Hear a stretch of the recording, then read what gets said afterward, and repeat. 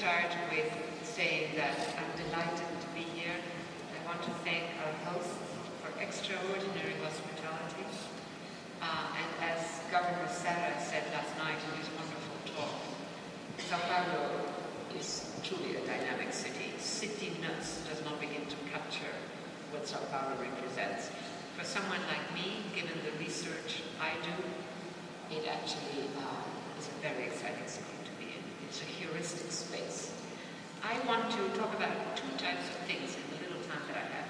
One of them is how can we think about the global economy, about globalization, through the eye of cities. Not just global firms, not just global markets, not just through that very ambiguous category that is globalization. I don't even know exactly what that means. But through the eye of cities. The second subject I've been asked to address is the current financial crisis. Now that will represent, I already warned you all, a brutal discontinuity between my talking of cities and the question of finance. I'm not going to use my time to make nice bridges from one subject to the other. Now, with cities, there really is no such thing as the global economy. What there is an enormous variety of highly specialized circuits. Different circuits connect different types of cities, different parts of the world. A given city, can take a city like São Paulo, is on hundreds of specialized global transnational, it could be Latin American, regional, and global circuits. That also brings to the fore the differences between cities. Now, I have some examples here. If you take a city like Mumbai, it is on a global circuit for real estate development that includes a whole mix of cities. It includes Bogota, and it includes New York, and all kinds of other ones. If you take the commodity trading of coffee beans, there is São Paulo, there is New York. New York, of course, doesn't grow a single bean of coffee that it trades in futures. There are particular places in Africa, particular places in Central America. If you take gold, you have São Paulo, Johannesburg, Sydney. Those are sites of production and also sites of trading in gold. But you also have Zurich, which doesn't have a lot of gold, or London, which really doesn't grow gold either. And you have Mumbai, which really trades in gold. And you have the actual good rather than the financial instruments. And you have Dubai, which does that as well. When we begin to think about the global economy in those terms,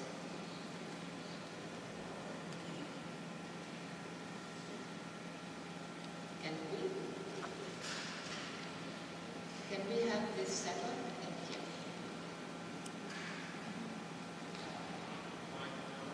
Yeah, I'm doing right here. So when we add this variability to the whole picture of cities in a global context, we also are emphasizing something that gets lost when we have very general discussions about the global economy, which is that there is much more flexibility at the level of urban economies than, say, such categories as the financial market or the global market in whatever it might be. Really, in many ways, territorializing of critical components of the global economy brings flexibility. Cities capture a lot, they concentrate a lot of that capacity for being flexible. If you think of a plantation, a sugar plantation, zero flexibility. If the market is up, great. If the market is down, finished. A city has multiple sectors. Now this also for me brings to the fore the importance of, for cities, large cities, to use their scale in order to maximize their diversity. I remember in the 1980s when I started my work in global cities, the mayor of the city, Mayor Pott, used to talk a lot, some of you might even have caught him on your local radios, wanted to make New York City basically into what I call a plantation economy, something just dealing with finance. That is a mistake. Now, this type of flexibility also means that in the current collapse of financial institutions, global cities like New York, global cities like London, experience that collapse much more directly because they lose a lot of jobs. In losing those jobs, they lose all kinds of other, multiplier effects. At the same time, the financializing of more and more economic sectors, which at some point is a real mistake, means that all kinds of places in the world, which may not even have a financial sector, are affected. That then also indicates to what extent the diversity of cities across the world is a very important factor in allowing the global economy, the good parts of it, I am a bit of a critic of the global economy, to actually live on and not depend just on financial sectors. When I talk about the financial crisis today, I will return to this fact of the excessive financializing of more and more economic sectors. See if I get this right here. I don't know why this isn't working for me.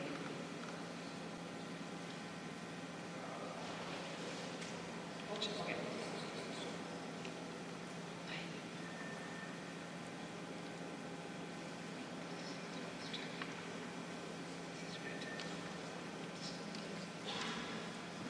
There we are. Now, I just wanted to also add that these intercity geographies, these networks, the circuits that connect cities are not just about economics. They're about culture, they're about politics, they're about migration. When you bring all of this together, what you're beginning to look at is a networked, flexible, highly variable infrastructure for the globalization of all kinds of sectors, including, as I said, culture, civic groups, etc. Now, if you wanted to do a bit of research from this perspective, then the starting point is that a given city, say São Paulo, is located on dozens, potentially over 100 specialized circuits.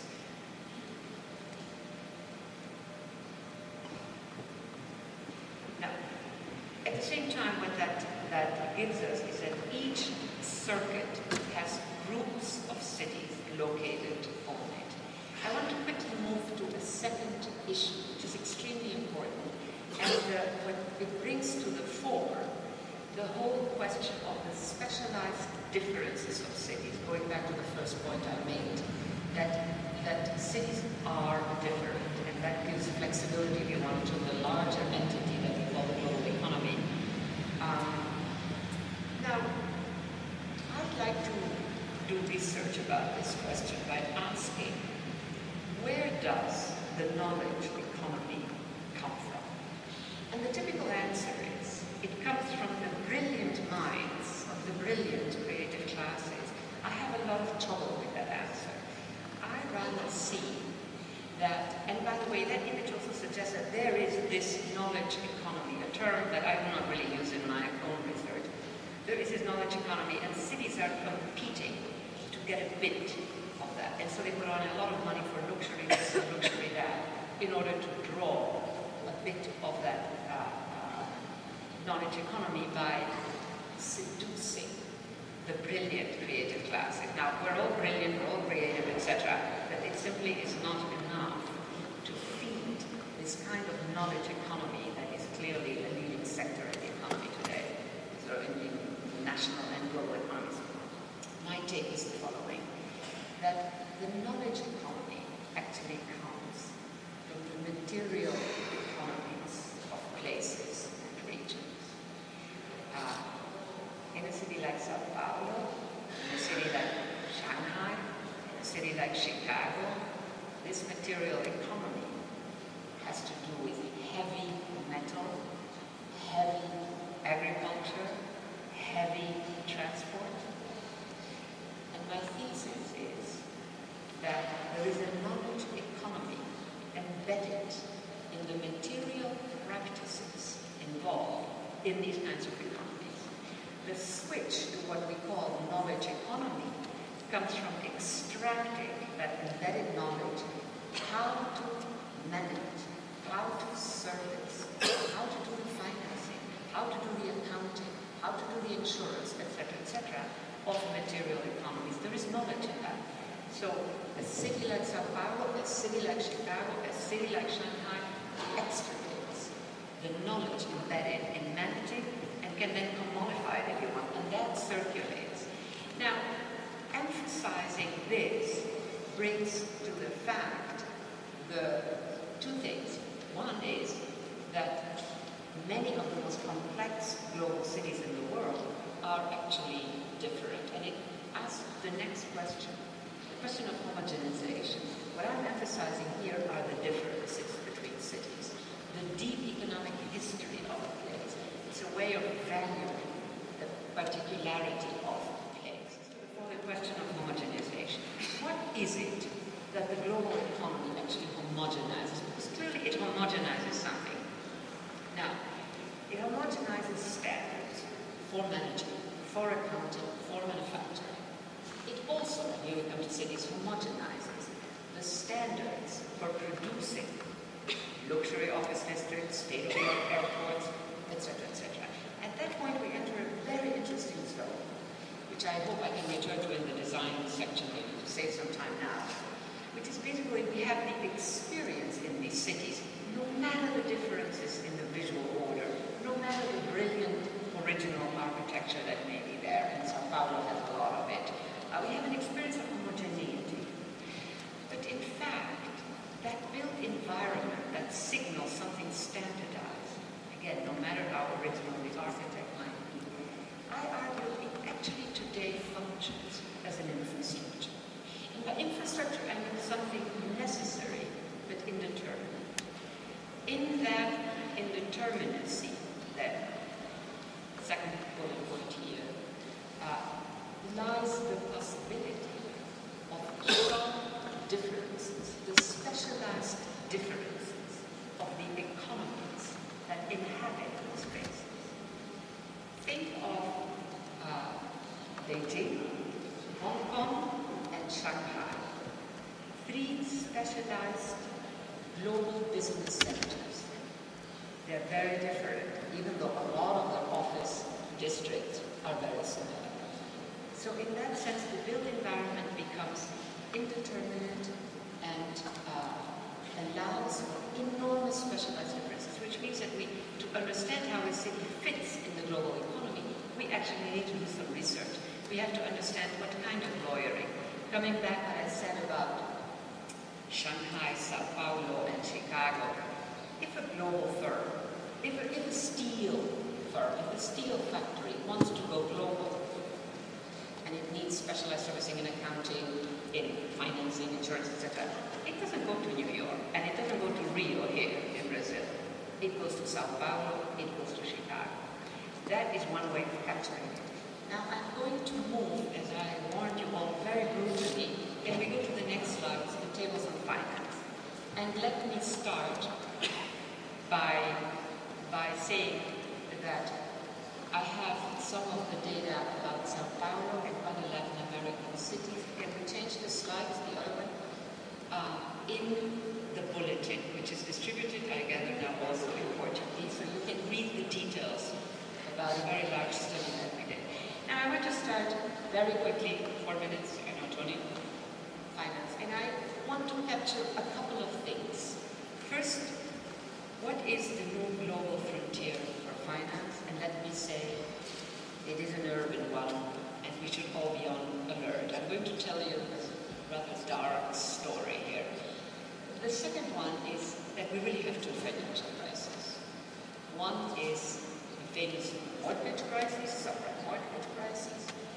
That starts in August 2007. It would not have brought about the kind of emergent global recession that we have. There is a second crisis, and that starts in September 2008, just now. And that's the 55 trillion in credit default swaps that are owed, and the system doesn't have it. When we talk about the financial crisis, we're partly talking about what I find a fascinating cultural and sociological condition the worry of the ones who have money. A lot of banks are sitting on piles of money, but they're afraid to give it out. And part of the reason is they don't know what they're investing it in. Finance has become so complex that the opacity of each investment now has hit back like a boomerang. Now, back to that part of the financial crisis that is more connected to the question of cities and need to answer. Now, I want you to look this gray area. This gray area, this is a new global frontier for global finance, and it's not a pretty story. The second point is the differences. This difference refers to the ratio of residential mortgage debt to GDP. This is emerging Asia. There is another one here that is for a whole bunch of countries. So I don't know if people are with me here. You can see Switzerland there at the edge is very high ratio. Again, this gray zone is the potential for growth. What is the growth we're talking about? The growth we're talking about is a certain kind of financial instrument that is designed in such a way that low-income and moderate-income households, which sounds beautiful, can get a mortgage. Here is the nasty element that has produced the suffering of so many low-income households. And that is that the financiers who gave these mortgages did not get their profit out of the credit worthiness, the capacity of those who got the mortgage to pay on that mortgage. They got their profit by bundling mortgages and by selling it off to the investment circuit. That means that they don't really care about whether those people can or not pay back the mortgages. So this space represents the potential growth in each of these countries of this kind of mechanism. Think of the 2 billion to 3 billion low and modest income households in the world. Now I'm going to move very quickly and show you. This is what the story in New York. This is the final 2 slides. This is a comment on, as you can see, Manhattan, which is the higher income area, has very little of this type of subprime lending. Look at Bronx, Brooklyn, Queens, very high. These, and here is the next slide, and this shows you by race, white, much less, black, much higher, Hispanic higher. That is one microcosm of how a certain kind of global financial system hits the city directly. This is something we can replicate. This crisis is a crisis made in America, mind you. But the risk is with global financializing of economies that this is a story that moves into more and more terrains. I leave you with this rather fragmented talk, and I hope that in the discussion we can get at some of these issues. Thank you.